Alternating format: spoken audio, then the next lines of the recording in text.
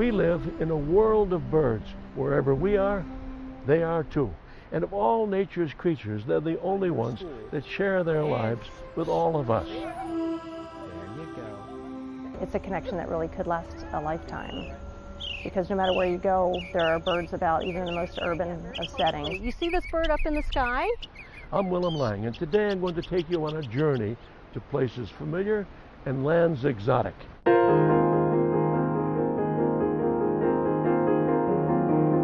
And along the way, we'll meet people who, in their own way, share the birding experience. I think it's genetic. I just love birds.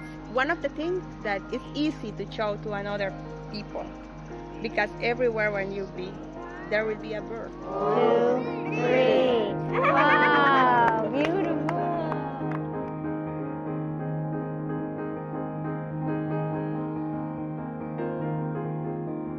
And that's the male cardinal who is saying, "This Our is my story territory. begins I near the will end of a have winding family and a gravel wife and road. everything." He will not sing that song anymore. He'll go. This centuries-old home in Center Sandwich, New Hampshire, is well known by school kids, their parents, and even their parents. This is year 31 for me. How can we tell what kind of birds are with us? It's a sanctuary where Sarah Zuccarelli teaches visitors about birds.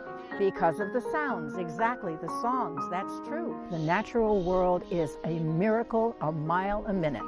Just walking around the house, you can see insects, you can talk about pollination, you can talk about how important flowers are, not because they look pretty, but because they provide nectar for insects, and insects are bird food. Many types of birds are moving through. They're called migratory songbirds. You point out, A, birds are pretty, they're fun to look at. There are some goldfinches up on the wire. B, they sing beautiful songs, and they're fun to listen to. Push it again, push it again. That's the wood thrush, and that is one of the most beautiful songs in the whole world. And then you can get to the point where you can read about birds, and they're very interesting. Birds do different things. When you're busy swatting them, bugs are bird food, and birds are important just the same way bugs are. With all that Sarah knows about birds, there's still more that she wants to learn. So we're entering this beautiful watershed. So she travels Water. to central Massachusetts to meet a teacher. We heard our first bird. It's 4:18 in the morning. Don Kreutzma has spent a career in the woods, listening. All these songbirds have 2 voice boxes. This retired University of Massachusetts professor has made a career of eavesdropping on birds. This robin is still going right behind us here. He records their songs and then listens carefully to what they have to say. I often tell people, spend a half an hour with me and let's listen to a robin, and you'll be prepared to hear anything after that. Don Kreutzma is an authority on bird communication.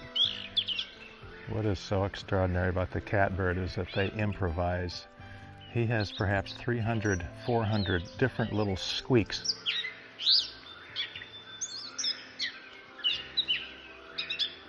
He travels the country, even the world, listening to their songs. He wants to know more about why birds sing. So I think inevitably we come down to the fact that these males are singing to try to impress females. What they say, and how their languages vary. In Europe, there's a bird called the marsh warbler, and this bird goes down to Africa, learns all the sounds of birds down in Africa, comes back to Europe to breed and sing, and is singing all these African sounds. Don began recording bird melodies when he was a student. I think I've been listening intently for 43 years, I think. Once you take a microphone like this and aim it at a bird and put the headphones on, and it is just you and that veery, it's a slippery slope. You fall into this black hole. And I told myself that all this good stuff that I have learned about birdsong and published in academic journals, somehow it had to be shared with people who cared, like Sarah.